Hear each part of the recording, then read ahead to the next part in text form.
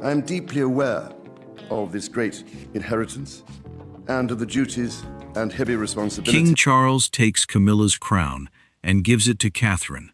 But the moment the historic crown changed hands, Buckingham Palace fell into a silence that would shock Britain forever.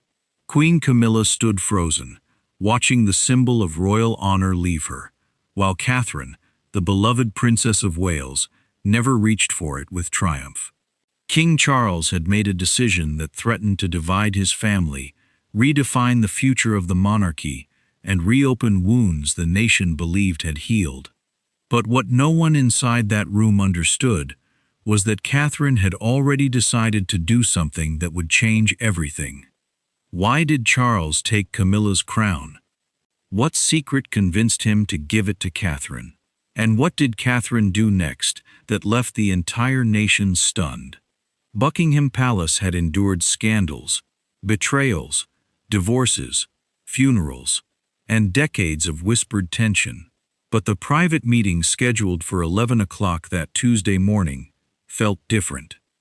There were no cameras outside the king's private audience room, no press officers, no phones, only King Charles, Prince William, Catherine, Queen Camilla, and 3 senior palace officials who had been ordered to speak of nothing they heard. Camilla arrived 7 minutes early.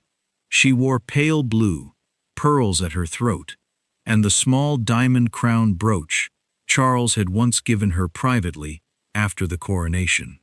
The moment she stepped into the room, she saw Catherine sitting beside William. Camilla slowed. Catherine looked equally surprised. Neither woman had been told the other would attend, but William had, and the tightness in his face told Camilla immediately that this was not an ordinary family discussion. On the polished table between them sat a dark red leather case. Camilla recognized it. Her fingers tightened around her handbag. 3 weeks earlier, preparations had begun for the Commonwealth Jubilee service, one of the largest royal events planned since Charles became king.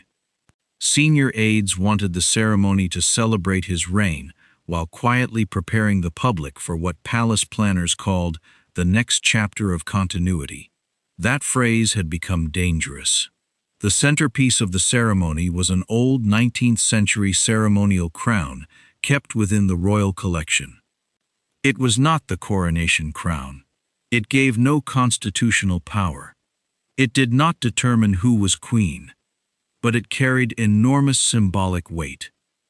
Known privately as the Commonwealth crown, it had historically represented service, continuity, and the crown's relationship with the wider Commonwealth. When officials first proposed bringing it out for the Jubilee, everyone assumed Camilla would wear it. Camilla assumed the same. Her office began discussing fittings. Catherine was given another important but less prominent role involving young Commonwealth representatives. Nothing seemed unusual, until Charles asked one question. Who decided Camilla should wear it? The planning room had gone silent. No formal royal instruction existed. Camilla's office had simply assumed the crown belonged with the queen. That alone might not have mattered. But a royal collection archivist had discovered an old handwritten instruction attached to the crown's records. The wording was simple. When next used for a major ceremony of continuity, the crown should be carried or worn by the woman who most clearly represents the future service of the crown. It was not legally binding, but Charles could not ignore it. He ordered a quiet review. What came back disturbed him. Camilla had broken no laws. She had forged nothing. Yet over the previous year, her office had repeatedly pushed back against plans that elevated Catherine. A reception speech originally assigned to Catherine had been moved. A procession had been rearranged. A diplomatic seating plan had been altered. And one internal note from Camilla's staff argued that Catherine should not be photographed near the Commonwealth crown because it might encourage unhelpful speculation regarding succession. Charles read that line twice. Then he summoned William. William arrived with a folder. Inside were 6 examples of Catherine quietly stepping aside. "She has been protecting you," William said. Charles looked up. From what? From having to choose. That answer stayed with Charles all night. Catherine had seen the rivalry growing. Instead of fighting, she had surrendered ground. Repeatedly. And Camilla had begun to depend on her silence. Now, in the audience room, Charles placed both hands on the red leather case. Camilla's eyes remained fixed on it. "The Jubilee arrangements have been revised," he said. Camilla gave a small, controlled smile. "In what way?" Charles opened the case. Diamonds flashed beneath the light. "The Commonwealth crown." Camilla breathed out. "I assume this is about the fitting." Charles looked directly at her. "No." The smile vanished. Catherine glanced at William. Charles explained the archival instruction, then the review, then the pattern of interference. Camilla's expression hardened with every sentence. Finally, Charles spoke the words that would soon tear through Britain. "I have decided Catherine will wear it." For a moment, nobody moved. Catherine stared at him. William remained silent. Camilla blinked. "What?" Charles did not raise his voice. "At the Jubilee service, the Commonwealth crown will be given to the Princess of Wales." Camilla rose slowly. "I am your queen. You are. And you are taking a crown intended for your queen and giving it to her?" Charles shook his head. "It was never reserved for you." Camilla turned toward Catherine. Catherine immediately looked uncomfortable. "Sir, perhaps this should—" Charles raised one hand. "No, this is my decision." Camilla's eyes returned to her husband. "This will humiliate me." "No," Charles replied quietly, "only if we allow it to." Camilla laughed once, but there was no humor in it. "You remove a crown from your wife and hand it to William's wife, and you believe people will not understand what that means?" Charles stood. "It means continuity." Camilla's face changed. "No." She looked at Catherine, then at William, then back at Charles. "It means replacement." The word fell into the room like broken glass. Charles closed the crown case. Camilla waited. For reassurance. For retreat. For anything. Instead, Charles looked at her and said one word. "No." Camilla walked out. By 6 o'clock that evening, someone outside the room knew. By morning, Britain did too. And when Catherine opened her phone and saw the first headline, her stomach dropped. "King takes Camilla's crown. Catherine to wear historic jewel." But it was the comment beneath it that frightened her most. "At last, Diana's place has been restored." Catherine stared at the screen. Then whispered to William, "This has gone terribly wrong." Yet behind that explosive meeting stood 4 people whose lives had been shaped by privilege, duty, wounds, and expectations long before the Commonwealth crown appeared between them. Charles had spent almost his entire life surrounded by palaces, estates, ceremonial treasures, private staff, guarded residences, and the vast institutional wealth associated with the monarchy. But the greatest luxury he possessed had never been freedom. From childhood, his future had been predetermined. Every relationship, mistake, marriage, and family fracture had unfolded beneath public scrutiny. By the time he became king, Charles understood something few outsiders could appreciate. A monarch might command rooms filled with priceless art and jewels, yet still be unable to control what his own family felt. Years earlier, he had watched one marriage collapse before the world. He had watched William and Harry grow through grief after Diana's death. He had spent decades trying to build a life with Camilla under public judgment. Now, seated behind the polished table, Charles carried the memory of all those consequences. That was why William's folder had unsettled him so deeply. Charles remembered looking at the 6 examples again after William left his study. Catherine giving up a speaking engagement. Catherine accepting a reduced ceremonial position. Catherine refusing to challenge a seating change. Each incident appeared harmless alone. Together, they revealed a woman repeatedly choosing peace. And Charles knew exactly what happened when royal resentment was allowed to grow behind closed doors. He had lived through it before.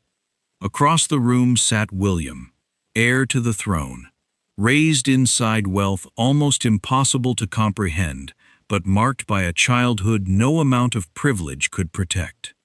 His memories of palace corridors were tied not only to ceremonies and chauffeurs, but also to arguments between his parents, newspaper headlines, and the devastating loss of his mother. That history had made him fiercely protective of Catherine, but it had also taught him restraint. He did not want another generation of royal women turned into rivals for public entertainment. When he had brought Charles the folder, he had deliberately avoided emotional accusations. "I'm not asking you to punish anyone," William had said. Charles had studied him. "Then what are you asking?" William's voice lowered. "To notice what Catherine refuses to complain about." That sentence had followed Charles into the meeting. Catherine herself had entered royal life from a dramatically different world. Though comfortable and well-educated before marrying William, she had not grown up inside monarchy.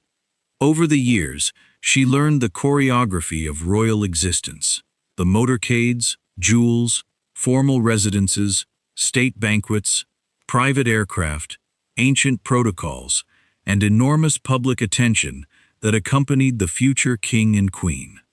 But status had never erased vulnerability. Every outfit was analyzed. Every outfit was analyzed. Every outfit was analyzed. Every gesture toward Camilla could be interpreted as affection, rivalry, submission, or ambition. That was why Catherine had repeatedly stepped aside. Months earlier, after another ceremonial change benefited Camilla, William had confronted her privately. "You know that event was yours."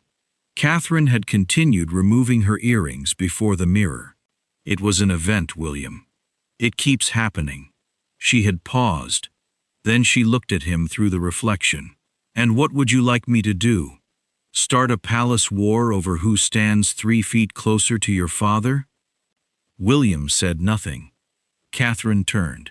"I know what happened to your mother. I know what this country does when it decides 2 women must be enemies. I will not feed that machine." William never forgot those words. Neither did he realize that Charles would eventually hear about them. Camilla's story was different. She had finally reached the highest female position in the monarchy after decades in which her name had been associated with one of the most painful chapters in modern royal history. She now moved through royal residences with the status of queen, attended state occasions beneath priceless diamonds, traveled with security, staff, and all the privileges of the sovereign's consort. But titles could not silence memory. She had spent years knowing that for millions of people, Diana remained untouchable. Now Catherine was becoming something equally threatening in another way, deeply admired without appearing to demand admiration. That contrast frightened Camilla more than she admitted. Not because Catherine had openly challenged her, because Catherine never needed to. At one reception months earlier, Camilla had stood near a doorway while Catherine spoke with a group of children. The laughter around Catherine had been spontaneous. Cameras turned toward her. Even diplomats waiting to greet Camilla glanced across the room. Camilla's smile remained perfect, but her hand tightened around the stem of her glass. It was a minor moment, almost meaningless. Yet it planted something. Later came the altered speech, then the changed procession, then the warning about Catherine being photographed near the crown. None was dramatic enough to cause a confrontation. That was precisely why the pattern survived. And now, as Camilla moved quickly down the palace corridor, after Charles refused to reverse his decision, those small choices suddenly carried a terrible weight. Behind her, the crown case remained closed. Ahead of her, reporters knew nothing yet. But somewhere inside the machinery of palace staff, one person already understood enough to turn a private family conflict into a national spectacle. And Catherine, still inside the room, stared at the door through which Camilla had disappeared. "Sir," she said quietly, "you know what people are going to make of this." Charles looked at her. "I cannot govern my decisions by tomorrow's headlines." "No," Catherine replied, "but tomorrow's headlines may govern what this does to the family." William turned toward her. Charles said nothing. Catherine looked once more at the red leather case. The diamonds inside were hidden now, but the danger they represented was only beginning. Because Catherine had spent years avoiding a rivalry with Camilla, Charles had just made avoiding it impossible. Camilla remained by the fireplace, one hand resting against the marble mantel. "You were never competing?" she repeated. Catherine shook her head. "No." Camilla gave a short, bitter laugh. "That is easy to say when the crowds cheer louder for you." Catherine absorbed the words without reacting. Outside Clarence's house, photographers waited behind barriers, hoping for any clue that the meeting had gone badly. Inside, the room felt smaller than it was. Camilla had spent decades moving through castles, royal residences, state banquets, private receptions, and ceremonial processions under the protection of one of the wealthiest institutions in the world. But none of that had protected her from comparison. First, Diana. And now Catherine. The titles had changed. The fear had not. Catherine stepped closer. "I cannot control what people feel." "No," Camilla replied. "You only have the luxury of being adored by them." Catherine's expression tightened. "Do you really believe it feels like a luxury?" Camilla looked at her. Catherine continued. "When I walk into a room, people decide what I mean before I speak. If I stand near you, it becomes rivalry.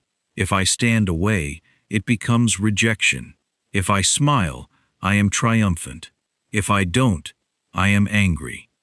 Camilla said nothing. "And now," Catherine added, "if I wear that crown, people will say I defeated you. They already are." That is exactly the problem. The words landed differently this time. Camilla's face softened, but only slightly. Catherine looked toward the window.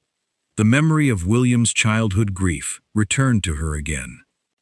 She had never known Diana, but she had lived with the consequences of what public rivalry had done to that family. The photographs, the headlines, the endless comparisons. The emotional wreckage that followed long after the adults involved believed the arguments were finished. Catherine turned back. "I will not allow history to turn us into symbols for a fight neither of us needs." Camilla folded her arms. "And what exactly do you plan to do?" Catherine paused. That question carried danger, because her answer could offend Charles. It could anger William. It could embarrass the palace. And it could turn the Jubilee into something nobody had planned. "I will honor the king's decision." Camilla's eyes narrowed. "So you will wear it." Catherine did not answer immediately. "I said I will honor his decision." That is not the same answer. No. For the first time, Camilla looked genuinely curious. "What are you planning?" Catherine met her eyes. "I haven't decided every detail." That was partly true. But she had already decided the most important part. The Commonwealth crown would not become a trophy. She would not allow it. Camilla studied her for several seconds. Then her anger returned. "You expect me to believe you came here out of kindness?" No. Then why? Because I understand what happens if we let everyone else write the meaning of this. Camilla's expression hardened. And you think you can rewrite it? Catherine's reply was calm. I think we can. That word stopped Camilla. We. Not I. For the first time since the crown had been reassigned, Catherine had spoken as though Camilla still had a place inside the solution. Camilla looked away. A memory surfaced. Years earlier, long before she became queen, she had attended a small family gathering where Catherine was still adapting to royal life. Catherine had been younger then, more cautious. She had asked Camilla quietly before dinner which side of the king she should stand on for the photographs. Camilla had smiled and corrected her. Never worry, you learn these things. At the time, the moment had felt insignificant. Now Camilla remembered something else. Catherine had trusted her. There had once been no rivalry. Only two women navigating different stages of the same institution. Camilla lowered her eyes. When did it become this? Catherine understood the question. She sat slowly. I don't know. Camilla remained standing. I do. Catherine waited. Camilla's voice became quieter. It happened when I realized that every time you moved forward, people started looking at me as though I should move aside. There it was again. The fear. Not of losing Charles, not of losing her legal position, of becoming irrelevant. Catherine's voice softened. You do not have to disappear for me to have a future. Camilla looked at her. And you do not have to be diminished for me to remain queen. The room went silent. For a moment, both women seemed exhausted. Not enemies, not allies, just two people carrying expectations bigger than either of them. Then Catherine reached for her handbag. I should go. Camilla watched her. You still haven't told me what you are going to do. Catherine stood. No. Why? Catherine almost smiled. Because I need to speak to the king first. Camilla's expression changed. You said you would not undermine him. I won't. Then be careful. Catherine paused near the door. With what? Camilla looked at her steadily. Charles can forgive disagreement. A beat. But he does not like surprises. The warning followed Catherine all the way back to the car. By the time she returned to Adelaide Cottage, William was waiting. He stood the moment she entered. How bad? Catherine removed her coat. Better than I expected. That sounds dangerous. She looked at him. She thinks I am replacing her. William exhaled. I know. No. She genuinely believes it. He went quiet. Catherine continued. And I think part of this started long before the crown. William leaned against the table. Did she admit the scheduling changes? Not directly. Then what did she admit? That every step forward for me feels like one step backward for her. William's face tightened. That doesn't excuse anything. I didn't say it did. He studied her. Then he noticed something. The calm in her voice. The way she was thinking. What are you going to do? Catherine looked at him. I need you to trust me. William almost laughed. That is not an answer. No. He folded his arms. Catherine. She moved closer. If I tell you everything, you may try to stop me. That is usually a sign I should know. A faint smile appeared, then disappeared. I'm not trying to embarrass your father. Or Camilla? Or Camilla. Then who are you trying to protect? Catherine looked at him. All of us. That answer frightened him more than anything else.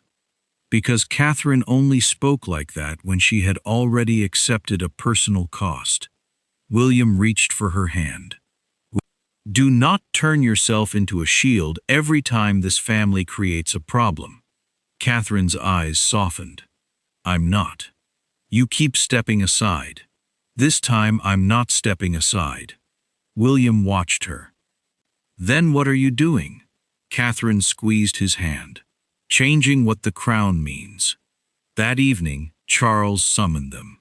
The king's study looked unchanged from the previous day, but the atmosphere was different. The newspapers had multiplied. Some had already begun speculating that Catherine might refuse the crown. Charles wasted no time. I understand you met Camilla. Yes, sir. Without informing me first. Catherine remained calm. I requested to see her before the meeting was agreed. Charles looked at William. William raised both hands slightly. I didn't arrange it. Charles turned back. And? Catherine took a breath. She is hurt. Charles's expression tightened. She has also created part of this problem. Yes. Charles looked mildly surprised by the directness. Catherine continued. But if the Jubilee becomes a celebration of her humiliation, then the crown will represent exactly the opposite of what you intended. Charles leaned back. What are you suggesting? There it was. The moment. Catherine chose her words carefully. I want the ceremony changed. Charles' face hardened. William looked at her. How? I still accept your decision. Charles said nothing. I accept the symbolism of future service. I accept the responsibility. But? Catherine looked directly at him. But I do not want the crown placed on my head. The room went silent. Charles stared at her. William's eyes widened. You are refusing it? No. That sounds remarkably like refusing it. I am refusing to wear it as a victory. Charles rose. Catherine, this ceremony has been planned for months. I know. The program has already been approved. I know. The international broadcast arrangements are fixed. I know. Charles walked toward the window.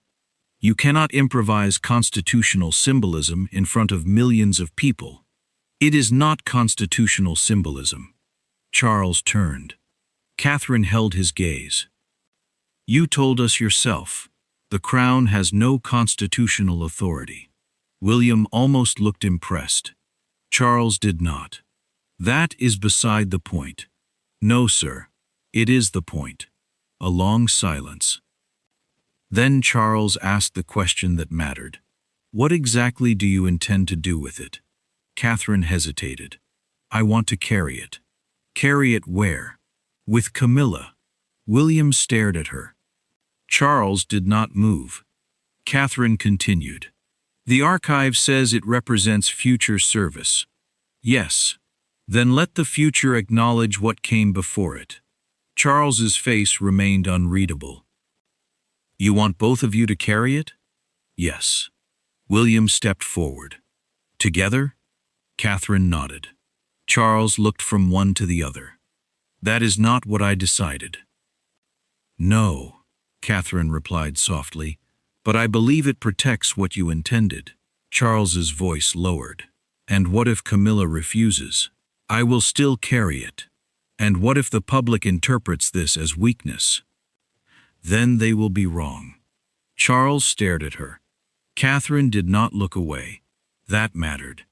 She had spent years choosing restraint. This was different. She was no longer stepping aside. She was taking control of the meeting. Finally, Charles returned to his chair. I will consider it. Catherine nodded. It was not approval, but it was not rejection. That night, William found her standing near the bedroom window. You didn't tell me. I warned you. He smiled faintly. Yes. Then the smile faded. What if Camilla says no? Catherine looked outside. Then at least she will know I asked. And if father changes his mind, then I will wear it. William turned toward her. You would? Yes. After all this? Catherine nodded. Because he is the king. This is not about defying him. William studied her. Then why do I feel like you are about to terrify half the palace? For the first time all day, Catherine laughed. Quietly, briefly. The calm did not last. The following morning, Camilla received a call from Charles. When it ended, she remained seated for nearly a minute. Hale entered. "Ma'am?" Camilla looked up. "The Princess of Wales wants me beside her during the crown presentation."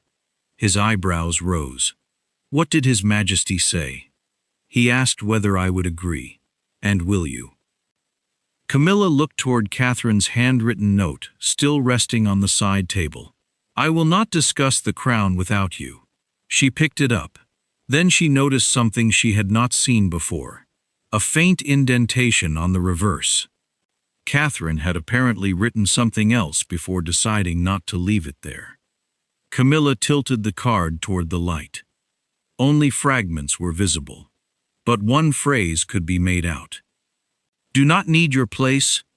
Camilla stared at it. For the first time she wondered whether Catherine had understood her fear before she herself had admitted it. "Ma'am?" Hale asked again. Camilla folded the note. "Yes." "Yes what?" "I will stand beside her." Hale nodded. But Camilla had one condition. She is not to know yet. At Buckingham Palace, Charles approved the revised ceremonial plan under extreme secrecy. Only a handful of people knew. Not the press. Not the invited guests. Not most of the royal household. The published program would still show Catherine receiving the crown. No explanation would be given in advance. That secrecy created its own danger. Because with 2 days remaining before the Jubilee, newspapers became convinced the family was still at war. One headline screamed, "Camilla, to watch as Catherine takes her place." Another declared, "The Queen refuses to back down." The more vicious the coverage became, the more Catherine wondered whether the plan would hold. Then, on the night before the service, something happened that nearly destroyed everything. William entered the sitting room holding his phone. His face had changed. Catherine immediately stood. "What?" He handed her the screen. A palace source had leaked part of the revised plan. Not all of it. Just enough. The headline read, "Catherine May refuse crown in shock Jubilee protest." Catherine's heart sank. "That is not what I'm doing. I know. If your father thinks I leaked this, he won't." The phone rang. "Charles." William looked at Catherine. She answered. "Sir?" Charles's voice was cold. "Come to the palace." Catherine closed her eyes. The plan was now in danger. The trust she had fought to preserve was hanging by a thread, and the Jubilee was less than 12 hours away. But none of them yet knew that the biggest shock would not come from the leak. It would come inside the Abbey, when Catherine reached for the crown and then turned away from the place everyone expected her to stand. Catherine arrived at Buckingham Palace before midnight. The corridors were almost silent. Outside, London was still awake beneath the frenzy of tomorrow's Jubilee. But inside the palace the lights were low, the staff reduced, and every footstep seemed louder than usual. Charles was waiting in his private study. William entered beside Catherine. On the desk lay the leaked article. Charles did not offer them seats. "Did either of you know this was coming?" "No," Catherine said immediately. William shook his head. Charles studied them. The revised ceremony was known to fewer than 10 people. Catherine glanced at the headline again. "Catherine May refuse crown in shock Jubilee protest." "That is not the plan," she said. "I know that. Then why does it matter?" Charles looked at her sharply. "Because perception becomes reality before truth has time to put its shoes on." For a second, nobody spoke. Then Catherine stepped closer. "Are you canceling the change?" Charles looked toward the window. That possibility had clearly crossed his mind. William saw it too. Father. Charles raised a hand. If tomorrow appears to be a public disagreement between the King and the Princess of Wales, the entire purpose of the ceremony collapses. Catherine's heart sank. Everything she had tried to prevent could still happen. Camilla would appear humiliated. Charles would appear challenged. And Catherine would be cast as an ambitious future queen, staging a rebellion. Then the study door opened. Camilla entered. Catherine turned in surprise. Camilla had not been expected. Charles looked equally startled. "What are you doing here?" Camilla closed the door behind her. "Saving you from changing your mind." Charles stared at her. Camilla walked toward the desk and looked down at the leaked story. "They want a war." Catherine said nothing. Camilla turned toward her. "Tomorrow, we disappoint them." That was the first time Catherine understood that Camilla had truly agreed. Not reluctantly. Not merely because Charles had asked. She had chosen it. Charles looked from one woman to the other. "And if this goes wrong?" Camilla answered before Catherine could. "Then blame both of us." For the first time that night, William smiled. Charles did not. But some of the tension left his face. "Very well." He closed the newspaper. The ceremony proceeds. The following morning, Westminster was surrounded by crowds. Flags filled the streets. Barriers groaned under the pressure of spectators. Television crews from Britain, Canada, Australia, New Zealand, the Caribbean, Africa, and beyond, prepared for a ceremony that had unexpectedly become the most talked-about royal event of the year. Everyone wanted one image: Catherine wearing the crown Charles had taken from Camilla. The procession began. Camilla arrived first. The moment she stepped from the car, cameras zoomed toward her head. No crown, only diamonds. The commentators noticed immediately. Then William and Catherine arrived. The crowd erupted.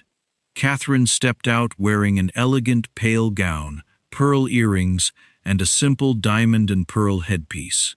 Again, no Commonwealth crown. Confusion spread through the commentary booths. Where is the crown? Has the ceremony changed? Has Catherine refused it? Inside Westminster Abbey, the answer waited on a velvet cushion beside the altar. The Commonwealth crown glittered beneath the lights. Catherine saw it the moment she entered. So did Camilla. Their eyes met across the aisle. For a second, Catherine remembered the private room at Clarence's house, the bitterness, the confession. The sentence Camilla had finally spoken. "Every time you moved forward, people started looking at me as though I should move aside." Then Catherine remembered Charles's warning. Royal symbolism could not be improvised carelessly. But sometimes symbolism had to be rescued from the meaning others had forced upon it. The ceremony moved forward. Music filled the abbey. The congregation rose and sat. Prayers were spoken. Commonwealth representatives were welcomed. Catherine met young leaders from several nations, just as originally planned. Camilla performed her role beside Charles. Nothing appeared unusual. That calm was deliberate. The tension beneath it was enormous.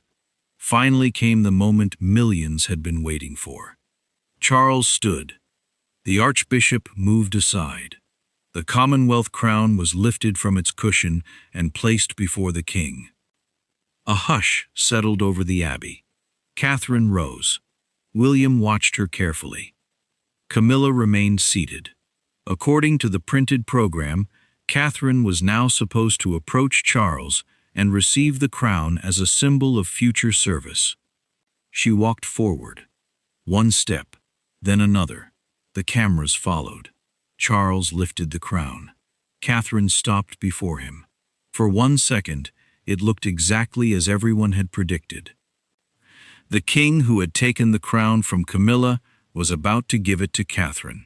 Then Catherine quietly said, "Not for me alone." Charles paused. The microphones caught only part of it, but Camilla heard every word. Catherine turned away from the place where she should have bowed. A murmur moved through the abbey. William's eyes followed her. So did Charles's. Catherine looked directly at Camilla. Then she extended her hand. Every camera found them. Camilla remained still. For a heartbeat, Catherine feared something had changed. Perhaps the crowd had frightened her. Perhaps the moment was too public. Perhaps she had reconsidered everything. Then Camilla stood. She crossed the short distance slowly. When she reached Catherine, neither woman spoke. They did not need to. Catherine turned toward Charles. The king lowered the crown into her hands. But Catherine did not lift it toward her head. She held it carefully between them. Then she looked at Camilla. Camilla placed her hands on the opposite side. A visible wave of surprise moved through the congregation. Catherine spoke. This crown was preserved as a symbol of service across generations. Her voice was steady. No generation begins by erasing the one before it. Charles watched without moving. William's eyes glistened. Catherine continued. His Majesty asked me to carry its meaning forward. I accept that responsibility. A pause. But continuity is strongest when honor is shared, not seized. Camilla's eyes lowered briefly. Catherine looked at her. Then, together, they lifted the crown. Not onto Catherine's head, not onto Camilla's. Between them, one woman was queen. The other represented the monarchy's future. Neither disappeared, neither surrendered her place. The symbolism was immediate. For several seconds, the abbey remained completely silent. Then someone began applauding. Another joined. Then another. Within moments, the congregation was standing. William clapped first among the senior royals. Charles looked toward Catherine. There was pride in his face, but also something deeper. Relief. Camilla looked overwhelmed. The applause grew louder. And then she did something Catherine did not expect. She released one hand from the crown, reached across it, and squeezed Catherine's fingers. Barely 2 seconds. No speech. No dramatic embrace. Just a small human gesture. But every camera caught it. Outside Westminster, giant screens showed the moment to the crowd. The reaction was immediate. People who had arrived expecting humiliation were now watching reconciliation. Within minutes, the photographs spread everywhere. The story changed in real time. The morning had begun with headlines about Charles taking Camilla's crown and giving it to Catherine. By midday, the most shared image in Britain showed both women holding it together.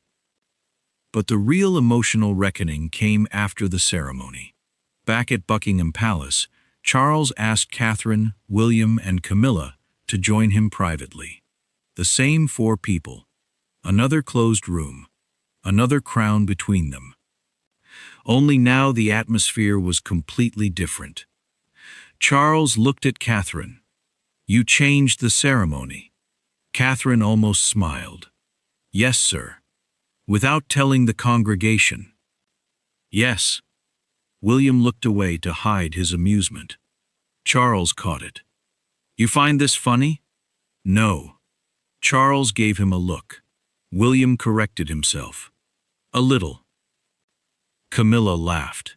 It was the first genuine laugh Catherine had heard from her since the crisis began. Then Charles turned serious. "At what point did you decide not to wear it?" Catherine thought carefully. "When I realized wearing it exactly as planned would prove the wrong thing." "What wrong thing?" "That the future has to defeat the past." The room fell silent. Camilla looked down. Catherine continued. "I did not want your decision undone. I wanted its meaning protected." Charles nodded slowly. Then Camilla spoke. I owe her an apology. Catherine turned. Camilla's voice was quieter now. I made things difficult for you. William stopped smiling. Camilla continued. I convinced myself I was defending my position. She looked at Catherine. But really, I was afraid of yours. Catherine said nothing. I saw the crowds. Camilla swallowed. The headlines. The way people looked at you. And every time your role grew, I thought mine was shrinking. Charles watched her closely. Camilla's composure weakened. I spent too many years being compared with Diana. When you became Princess of Wales, I told myself you were different. She gave a faint, sad smile. You were. Then her eyes filled. That somehow frightened me more. Catherine's expression softened. Camilla continued. You never challenged me, never embarrassed me, never demanded anything. Her voice cracked slightly. And because you kept stepping aside, I started treating your restraint as permission. That was the truth underneath everything. The altered engagements, the shifted speeches, the crown warning, the quiet accumulation of pressure. Catherine finally spoke. I knew something was happening. Camilla nodded. I know, but I kept telling myself peace was more important. Camilla looked at her. It was unfair to make you pay for that peace. William lowered his head. Charles sat down slowly. Camilla turned toward him. You were right to stop me. Then she looked back at Catherine. But Catherine was right not to humiliate me. Charles studied both women. What had begun as a decision over ceremonial symbolism had become something more difficult, something more valuable. An admission. Catherine reached into her handbag. She removed the cream card she had sent to Clarence's house. Camilla recognized it. I thought you might want this back. Camilla almost smiled. No. Catherine turned it over, then wrote one final sentence on the reverse. She handed it to Camilla. Camilla read it. I do not need your place to prepare for mine. Her eyes remained on the words. Then she folded the card carefully and kept it. That evening, Buckingham Palace released one official photograph. Charles stood in the center, Camilla beside him, William and Catherine opposite. The Commonwealth crown rested on a table between the two generations. The palace caption read, Service is inherited not through possession, but through responsibility. Britain had expected a royal victory. Instead, it witnessed something far harder. Restraint. The newspapers that had predicted Camilla's humiliation changed tone by morning. Commentators debated Catherine's decision. Some called it brilliant. Others called it risky. But the photograph of Catherine and Camilla holding the crown together dominated every front page. Yet the final consequence remained private. Months later, palace officials began planning another major ceremony. A senior aide presented Camilla with the proposed procession. Her name appeared ahead of Catherine's. Camilla read it, then picked up a pencil. The aide watched as she changed the order. Ma'am? Camilla pointed toward Catherine's name. Put her beside me. The aide nodded. Camilla hesitated, then remembered the cream card still kept safely among her private papers. I do not need your place to prepare for mine. Camilla looked back at the program. No. The aide waited. Camilla moved Catherine's name forward. Put her ahead of me, because King Charles taking Camilla's crown and giving it to Catherine had looked like the beginning of a war. But Catherine understood the choice nobody else initially saw. If she wore the crown as a trophy, she might win the headlines. If she protected Camilla's dignity, she could change the relationship between them. And when Britain watched Catherine refuse to turn another woman's humiliation into her own victory, the country finally understood why Charles had trusted her with the symbol of the monarchy's future. Catherine did not prove she was ready to become queen, by taking Camilla's place. She proved it by showing she did not need to.